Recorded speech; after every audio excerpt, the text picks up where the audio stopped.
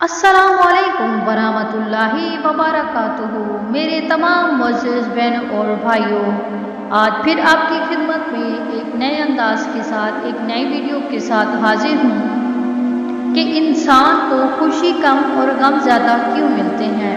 Video شروع کرنے سے پہلے آپ سے ایک چھوٹی سی درخواست ہے کہ اگر آپ نے میرے چینل کو سبسکرائب نہیں کیا تو میرے چینل کو سبسکرائب کر دیں، بیل آئیکن کو پریس کر دیں تاکہ نیو آنے والی ویڈیو کی نوٹیفیکیشن آپ کو بر وقت مل سکے۔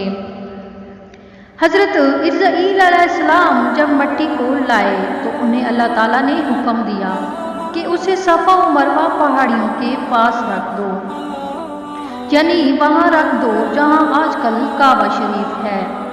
پھر فرشتوں کو حکم دیا کہ اسے مختلف پانیوں سے گارا بنائیں۔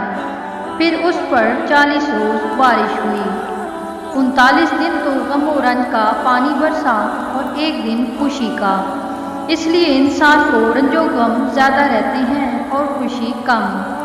پھر اسے مختلف ہواؤں سے خشک کر کے کھٹکنے والی مٹی بنا کر اللہ تعالیٰ نے خود اپنی کاملہ قدرت سے آپ کے قلب کو تیار کیا۔ سبحان اللہ۔